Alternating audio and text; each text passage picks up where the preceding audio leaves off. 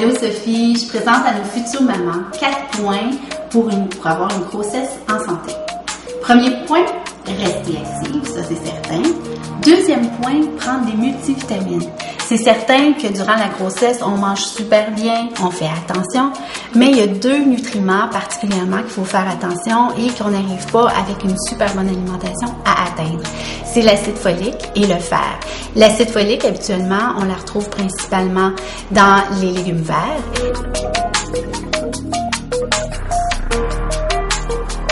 Et le fer, on le sait, on le retrouve dans les viandes et substituts, donc ça veut dire les viandes, volailles, poissons, légumineuses, tofu.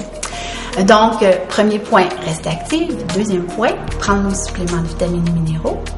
Donc, il faut faire attention à l'acide folique et au fer. Troisième point, c'est de suivre le guide alimentaire canadien.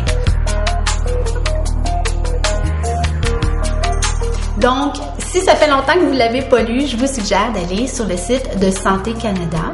Sur ce site-là, vous allez avoir le guide alimentaire canadien, mais aussi plein d'autres informations sur le nombre de portions, sur qu'est-ce qu'une portion, sur quel aliment fait partie de quel groupe alimentaire. Donc, ça va vous rafraîchir la mémoire.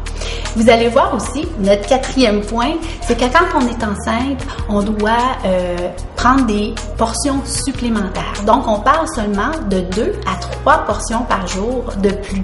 Ça veut dire, à notre alimentation habituelle, il faut ajouter comme 2 verres de lait ou un bol de céréales.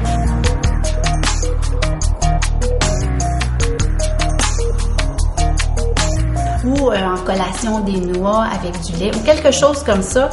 Vraiment, c'est pas manger vraiment beaucoup plus, c'est manger seulement 2 à 3 portions par jour.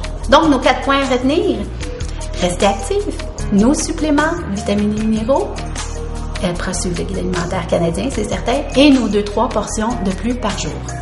Il y a une petite chose supplémentaire que je voudrais ajouter, c'est que les diététistes du Canada ont sur le site internet un chiffrier, donc vous pouvez mettre votre journal alimentaire, donc qu'est-ce que vous mangez durant la journée, et avec ce chiffrier-là, on peut dire si votre alimentation est adéquate ou pas.